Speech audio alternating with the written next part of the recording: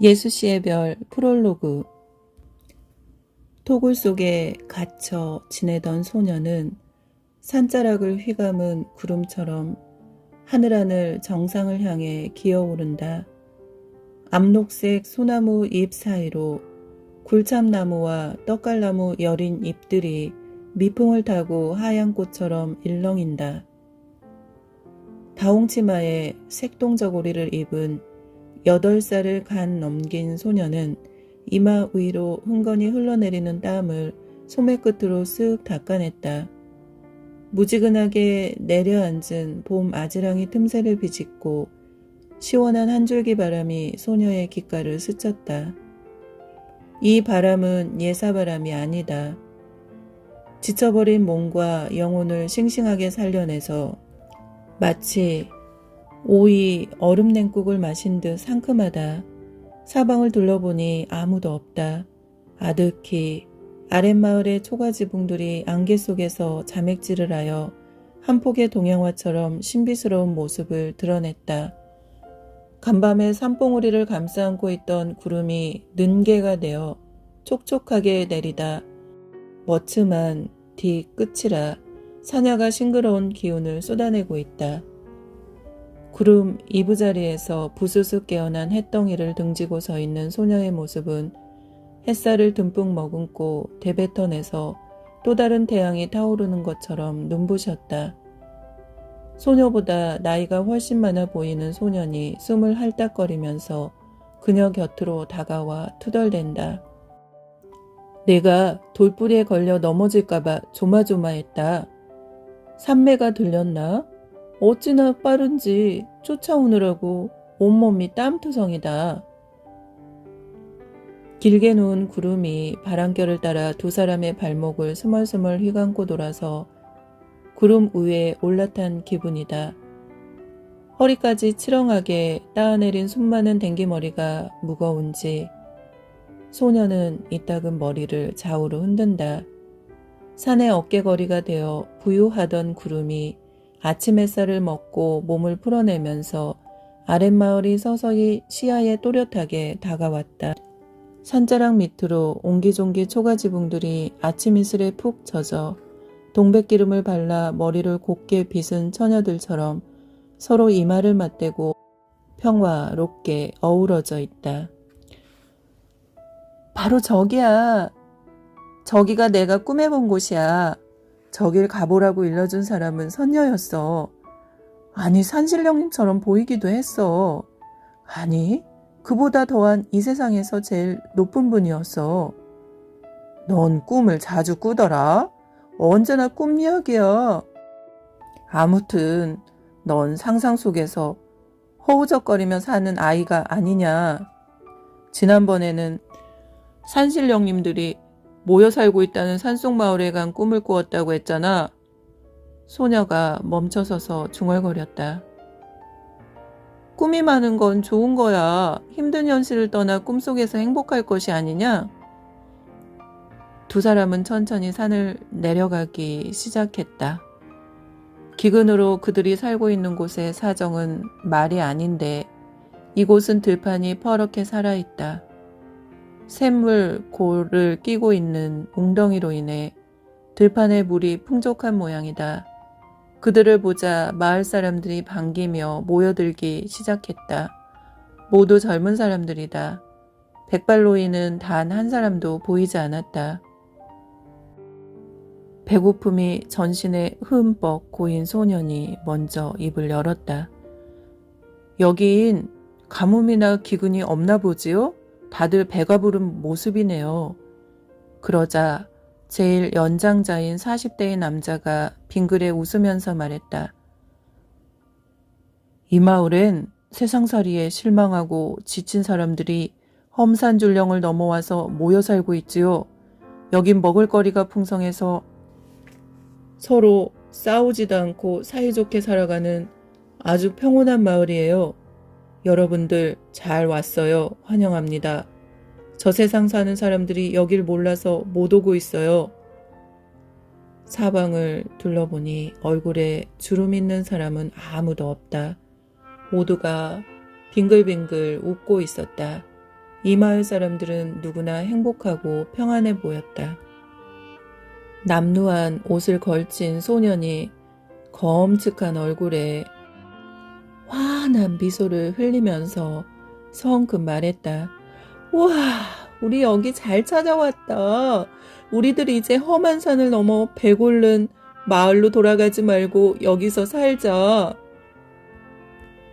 그러자 마을 사람들 중 한 사람이 어렵게 입을 열었다. 그런데 여기 큰 문제가 있습니다. 그걸 받아들이면 여기서 살아도 됩니다. 다홍치마에 색동 저고리를 입은 소녀가 총명한 눈을 반짝이면서 다급하게 물었다. 문제라니요? 여기서는 장수하지 못합니다.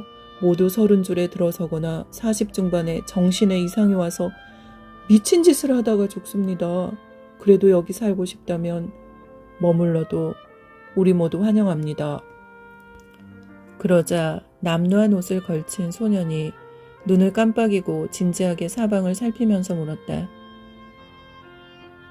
여기 사람들이 먹는 우물을 볼 수 있을까요? 그러자 나이가 제일 지긋한 사내가 앞장서서 저들 두 사람을 동네 우물가로 인도했다. 우물로 뚫린 고 삿길은 온 동네 사람들이 얼마나 많이 드나들었는지 빤질빤질 달아서 비가 오면 빗방울이 또르륵 흘러내릴 정도다. 집집마다 연이은 남새밭에는 봄기운을 받고 한창 자라 오른 푸성기들이 참기름을 발라놓은 듯 반지르르 하다. 길가에는 채송화가 소복하게 자라올랐고 이른 봄에 피는 자목령과 피를 토하듯 붉은 철쭉이 입을 벙긋 벌리고 있다. 몰골이 초췌한 소년이 황홀경에 빠져 감탄사를 연발한다. 우와, 너무 아름다운 곳이다. 꼭 무릉도원에 온 것 같구나. 5, 6길 정도 깊이의 우물 가장자리에는 미나리꽝이 있고 온갖 구정물이 잔뜩 고여 있었다. 마을의 시궁창과 뒷간의 더러운 물이 가축의 오물과 섞여 시궁창을 타고 우물가로 흘러들고 있다. 머지않는 곳에 작은 구릉만한 두엄더미가 겨우내 푹 썩은 퇴비 냄새를 물씬 풍겼다. 우물가를 둘러본 소녀가 자신있게 입을 열었다. 바로 우물에 문제가 있습니다. 제가 잘 아는 분이 중국을 수없이 드나들면서 수질이 나쁜 중국 마을의 이야기를 많이 했어요. 우물을 산중턱에 깊이 파면 광질에 걸리지 않고 병도 없이 장수할 수 있습니다. 깨끗이 못한 물이 병을 부르는 것입니다. 설사, 이질, 괴질, 치증, 오랜 열병이나 목병, 하열, 나중엔 미친증 등등 여러 가지 병은 다 좋지 못한 물에 있는 무서운 독 때문입니다. 그러자 모인 사람들이 모두 한마디씩 거칠게 내뱉었다. 이 마을을 세운 조상이 파놓은 이 우물물을 마시다가 우리도 그들이 가신 곳으로 가는 것이 옳습니다. 절대로 다른 샘물을 마시지 않을 것입니다. 대대로 유산으로 물려내려온 이 우물을 버린다면 돌아가신 부모나 조상들에게 불효하는 것이고 먼저 간 친구나 이웃을 거역하는 일이라 못합니다. 오랜 세월 이 샘물이 우리 생명줄이었는데 이걸 바꾸라니 기가 막혀.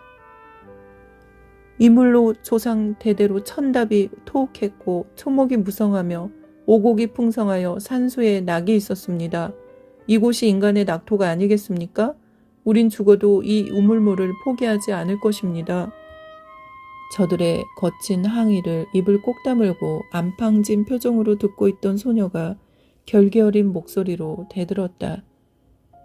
여기 사는 사람들이 이 물을 마시고 미친 짓을 하다가 죽는다니 이 물이 사람을 상하게 하고 있습니다. 몸뿐만 아니라 정신까지 병들게 하니 이 우물은 덮어버리고 다른 우물을 파는 것이 옳습니다. 도리지라는 저들이 너무 답답한지 소녀와 소년 두 사람이 마을에서 한참 떨어진 산 기슭으로 향했다. 우물 자리를 정해놓고 적어도 30길 깊이의 우물을 파자고 채근했다. 그러자 마을 사람들이 일제히 주먹을 휘두르면서 반항했다. 기세가 사뭇 거칠어서 살인이라도 저지를 분위기였다. 제정신이 아닌 미친 어린 것들이 갑자기 허엄산졸령을 용케 넘어와서 무릉도원처럼 살아가는 우리 마을을 가지고 이상한 짓을 하고 있다. 저들을 어서 쫓아내야 한다. 그들이 내지르는 함성이 하늘을 찔렀다. 그래도 둘이서 열심히 우물을 파내려 가자 사람들이 덤벼들어 흙으로 메우고 새 우물은 싫다고 아우성이었다. 저희 두 사람도 이 마을에서 살기를 원합니다. 그러나 병들지 않고 장수하기를 바랍니다. 그러자면 생명과 영혼을 지켜줄 새 우물을 파야지요. 이 마을에 살려면 우리처럼 대대로 내려오는 물을 먹어야 허락할 것입니다. 아니요. 생명을 건지는 우물을 파야 여러분들도 살고 우리도 삽니다. 미나리광에 고인 물이 스며드는 오염된 우물물을 마시기를 저들은 악착같이 주장하며 핏대를 세워가며 해사를 부렸다. 고집불통인 이 사람들을 어찌할꼬. 저들의 질타를 등에 업고 두 사람은 힘을 합쳐 새 우물을 파느라고 땀을 비오듯 흘렸다. 소녀가 입은 붉은 치마와 색동저고리의 눈부신 빛이 햇덩이를 등지고 있는 탓일까? 또 하나의 태양이 타오르는 것처럼 보였다. 신비스럽도록 황홀한 빛이 우물가에 어른거렸다.